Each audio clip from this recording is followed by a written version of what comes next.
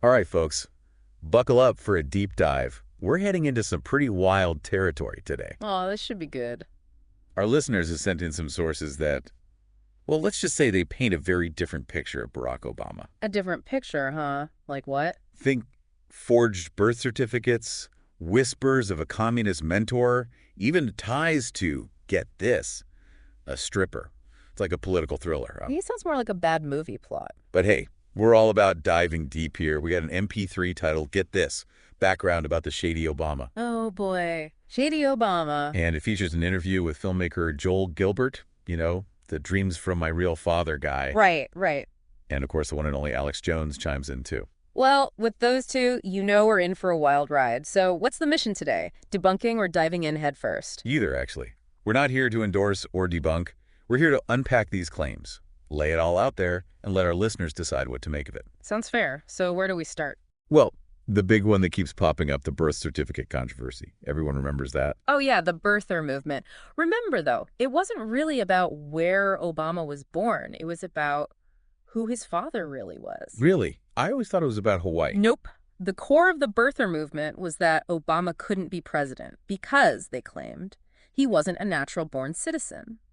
The forged birth certificate wasn't about disputing Hawaii, but his paternity.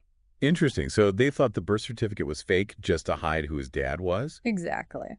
But, Gilbert and Jones bring in this guy, Mike Zullo, who's supposed to be some forensic document expert. Okay. And he claims the birth certificate is a, quote, sloppy forgery. See, this is where it gets tricky. It's like confirmation bias in action.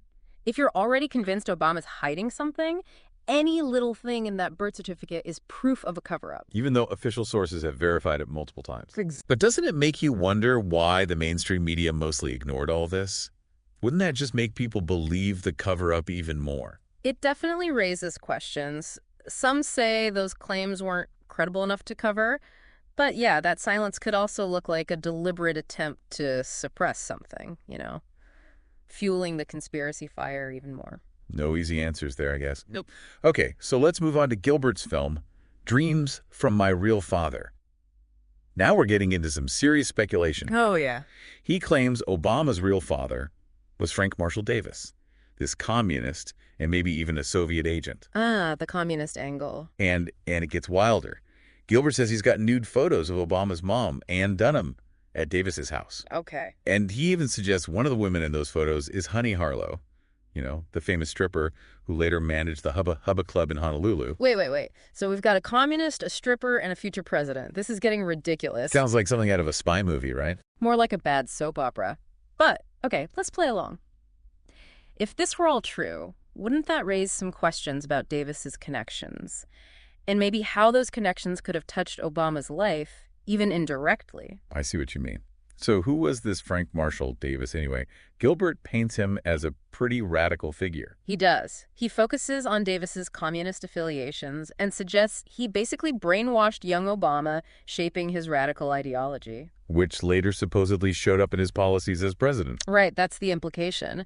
Gilbert even throws in this claim about Obama's grandfather being the insurance guy for that Hubba Hubba Club, funneling a kickback to Davis. Seriously. So they're tying this all the way back to Obama's family. That's the narrative Gilbert's building. He also compares Obama to Bill Ayers, the Weather Underground guy, arguing that both use talk about helping working families to hide their real radical agendas. Interesting. But remember, these are just Gilbert's claims. Right. We haven't seen any independent verification on this, but it definitely shows us a worldview where Obama's presidency was part of, well, maybe something sinister. Okay, hold on. There's more. What about this mystery of Obama's missing years in college? Oh, right. Gilbert claims Obama spent a year studying abroad in Pakistan, but there's no record of it. No record at all? Nope. He even says there's no record of Obama at Columbia for 2 whole years, even though Obama claimed to be there. That's a pretty bold claim. But how does Gilbert back that up? He points to an interview where Obama mentions living and studying overseas, but Gilbert says Obama meant as an adult, not his childhood in Indonesia. Okay, I see where he's going with that. He also says that Obama taking freshman-level courses in his senior year at Columbia is proof he was catching up on stuff he missed. And to make things even juicier, Gilbert brings up Obama's mother again. Ann Dunham. Yeah. He claims she worked for the Ford Foundation in Asia during that time. suggesting a connection to Obama's alleged time in Pakistan. Exactly. It's like he's weaving a giant web of claims and speculations. It is, and it's up to each listener to decide how much weight to give to all this. But what's fascinating is how these stories, true or not, tap into those deep anxieties we have about politicians and their pasts. So we've got a potential communist father figure, a stripper connection, and missing college years, maybe in Pakistan. What next? This is getting crazy. It is a lot to process. Just remember, claims and allegations aren't facts. But it's interesting how some of this, even if you don't buy the whole conspiracy thing, plays on real anxieties people had back then. You mean anxieties beyond the birth certificate and the communist stuff? Yeah, think about that Pakistan claim. Whether true or not, it fed into fears about Islamic extremism, especially after 9/11. That's true. It was a tense time. And don't forget, it was also the Great Recession. People were struggling, looking for someone to blame. So a president with a secret past, maybe even dangerous connections, provided a simple explanation for a complex problem. Exactly. It was a narrative that fit with the fear and distrust people already felt. Remember, these theories didn't just appear out of thin air. They came from a specific time and place. So it's not just about Obama himself, but what he represents, the fears he maybe unintentionally embodied. Precisely. That's why understanding the context, the history, and the culture is so important. These theories weren't just random ideas, they reflect deeper societal anxieties and trends. Okay, but let's be real. Some of this is pretty out there, even for conspiracy theories. Do people actually believe this stuff? That's the million-dollar question, isn't it?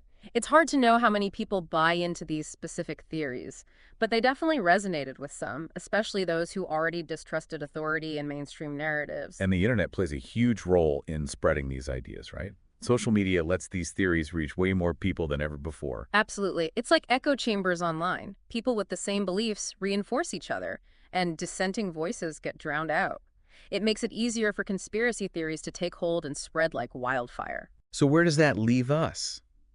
We've explored all these wild claims about Obama, but we haven't really answered the question of whether they're true. And that's the thing about conspiracy theories. They're built on speculation, hints, and circumstantial evidence. It's almost impossible to prove or disprove them definitively. But isn't that part of what makes them so interesting? They feed our curiosity, our desire to uncover hidden truths. Absolutely. But that's why it's crucial to approach them critically, to question assumptions and consider alternative explanations. It's easy to get caught up in the drama. But we have to remember, these are real people's lives, and these theories can have real consequences. Exactly. We need to approach these discussions with empathy and a willingness to listen to different perspectives, even when we don't agree. Okay, so we've covered the birth certificate, the communist connections, the missing college years, but there's another piece to this puzzle. The media's role in all of this. Ah, yes. That's where things get really interesting. Even discussing these theories, even to debunk them, can give them more attention. It's a tough spot to be in. So are we doomed either way? Not necessarily. We can't ignore these theories and hope they disappear. Silence can sometimes be interpreted as agreement. But we also don't want to give them more legitimacy than they deserve by talking about them too much. So what's the answer? Approach these theories with skepticism. Ask critical questions, focus on evidence, or the lack thereof. Be aware of our own biases and accept that we might be wrong. All right, we've laid out the claims, analyzed the context, and talked about how to even discuss these theories. But there's a big question hanging in the air. Why?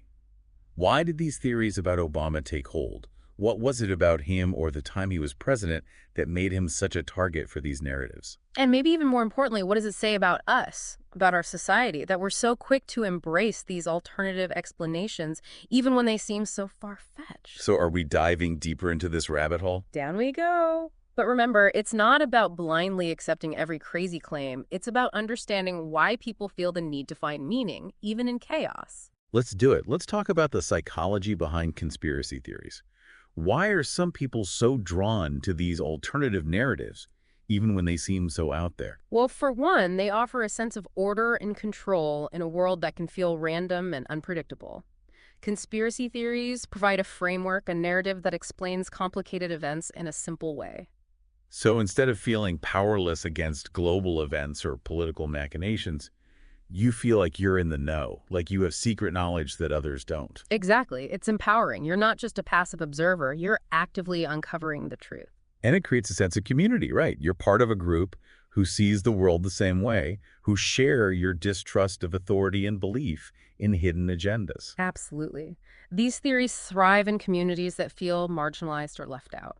They offer belonging and validation, a feeling that you're not alone in your beliefs. So it's not just about facts. It's about emotions, about the sense of purpose and belonging these theories provide. Precisely. That's why debunking them with just logic and evidence is so hard. You're not just challenging beliefs, you're challenging a worldview, how someone understands the world and their place in it.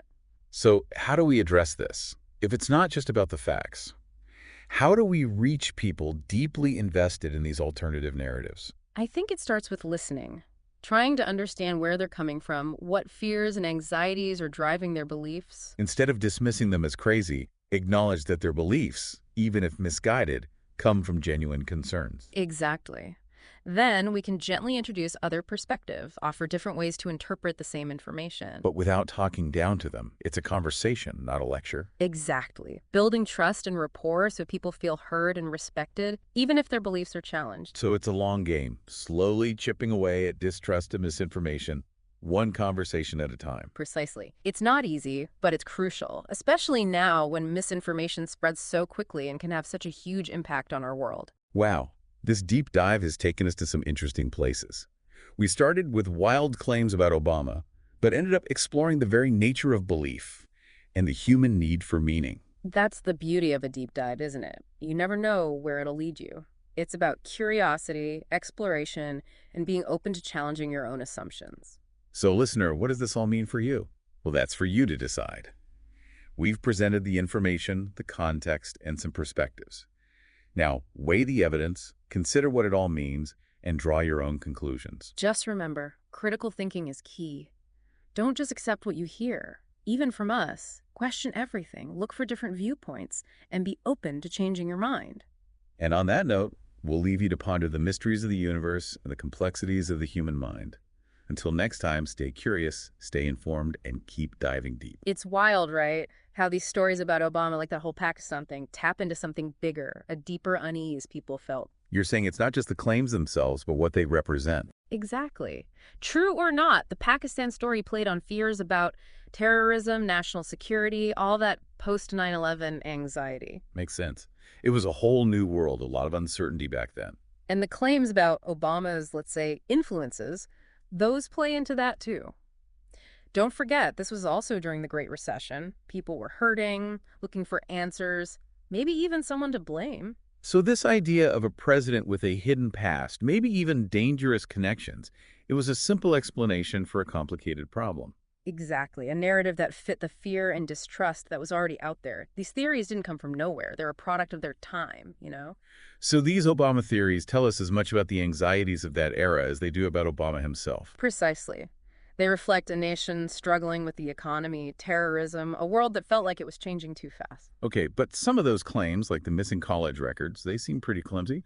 A future president just disappears for a year. No way. That's where the internet comes in, right? Social media. It can make even the craziest claims sound believable. Like a game of telephone. The story changes and gets more dramatic each time it's told. Exactly. And with those algorithms feeding us what we already believe, it's easy to get stuck in these echo chambers online. So how do we break out of those echo chambers? How do we get people to think critically about this stuff, especially when there are so many emotions involved? Tough question. Facts and debunking aren't always enough. We need to understand the anxieties and fears that fuel these theories in the first place. So instead of just saying, that's not true, we need to ask, why do you believe that? Right. Engage in a real conversation. Listen to people's concerns. Help them develop those critical thinking skills. It sounds like it's about building trust, not winning an argument. Exactly. People are more open to changing their minds when they feel heard and respected. And we have to remember, we all have biases. So while we're looking at these Obama theories, we need to check our own assumptions, be open to being wrong. Absolutely. Critical thinking is about constantly questioning, reevaluating our own beliefs too, not just other people's. Okay, so we've talked about the birth certificate, the communist stuff, the missing years. What about this claim that the mainstream media is part of the cover-up? How does that fit with the idea that these theories thrive online? Good point. It seems like a contradiction, right? Totally. Uh-huh. On one hand, there's distrust of the media, this idea that they're hiding the truth. On the other end, you have these theories spreading like wildfire online, going against everything the media says. It all comes back to confirmation bias. People look for information that supports what they already believe, even if those beliefs contradict each other. So someone who already distrusts the media, seeing these theories ignored by big news outlets, just confirms that suspicion. It's a vicious cycle then. The lack of mainstream coverage becomes proof of the conspiracy. Exactly. And social media just amplifies that. Those algorithms show us more of what we already like. So if you're into conspiracy theories, you see more of that, and it just reinforces your worldview. It's like we're all living in our own little bubbles. In a way, yeah. And breaking out of those bubbles, seeing other perspectives can be really hard. So how do we bridge that gap? How do we start talking to each other across these echo chambers? It starts with listening, trying to understand where the other person's coming from, even if we completely disagree. Everyone has their own story, their own experiences that shape how they see the world. So instead of trying to prove someone wrong, we focus on building relationships, finding common ground. Absolutely. We need spaces where people feel safe to share, even when their opinions are controversial or unpopular. It's a big challenge, but it seems like the only way to tackle misinformation and these conspiracy theories in the long run. It's a long game for sure. It takes patience, empathy, and a commitment to open dialogue. So listener, what about you? Have you ever talked to someone who believes in these kinds of theories? How did you approach that conversation? Did you find any common ground? We'd love to hear your thoughts and experiences. We've talked about the psychology of conspiracy theories, how they spread, but we still haven't really answered why these specific theories about Obama took off. What was it about him or that time period that made him such a target? That's a great question. Why Obama? Why not some other president? Was it his race, his background, his policies, or something else entirely? There's definitely more to uncover here. This deep dive just keeps getting deeper. It does, and the answers might surprise you. All right, let's get back to this question. Why Obama?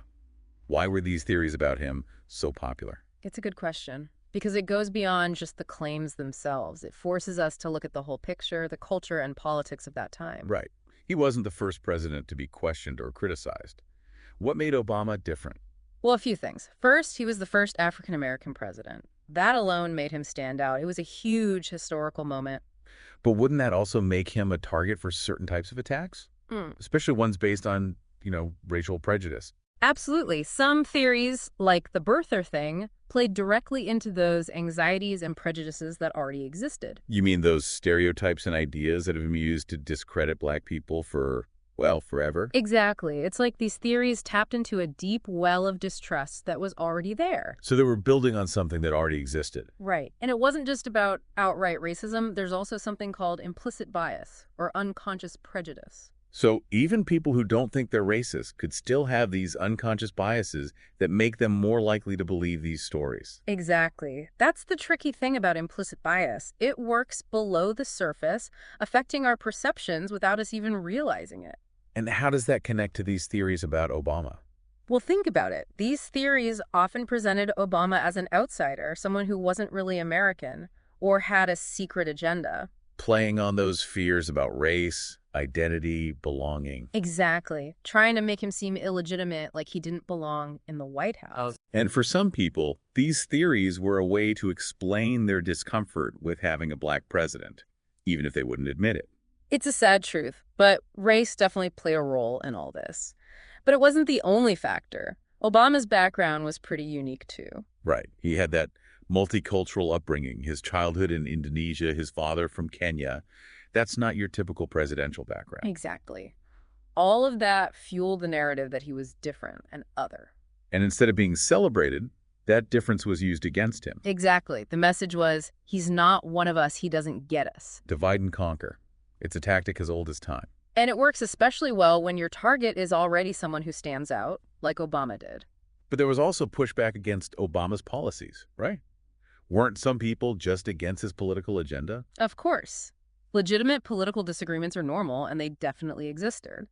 But the line between healthy criticism and conspiracy theories can get blurry, especially when politics are so polarized. So how do we tell the difference? How do we know when it's just healthy skepticism and when it's crossed the line into conspiracy thinking? Well, healthy skepticism is based on evidence and logic. It's about questioning things, being open to different viewpoints.